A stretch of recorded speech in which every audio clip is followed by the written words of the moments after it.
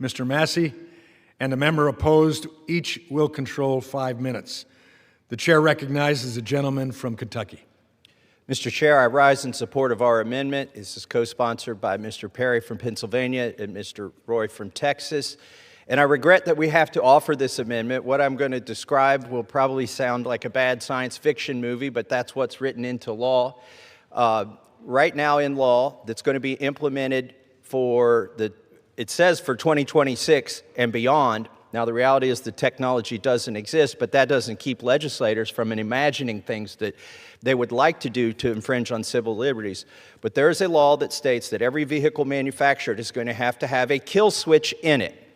The car itself will monitor your driving. And if the car thinks that you're not doing a good job driving, it will disable itself. So the car dashboard becomes your judge, your jury, and your executioner. Imagine this. We got a snowstorm coming.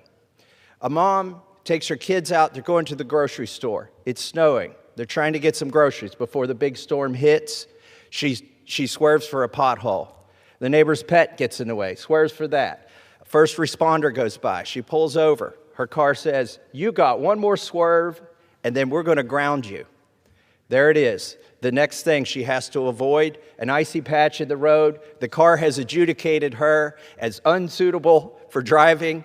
It disables the vehicle, and there she's stranded. My question is, how do you appeal your sentence once your car, the technology in your car, has judged you to be incapable of driving? Once it's disabled you and your children at the side of the road, how do you appeal that? Do you press a button on the dashboard? Do you start talking to an AI?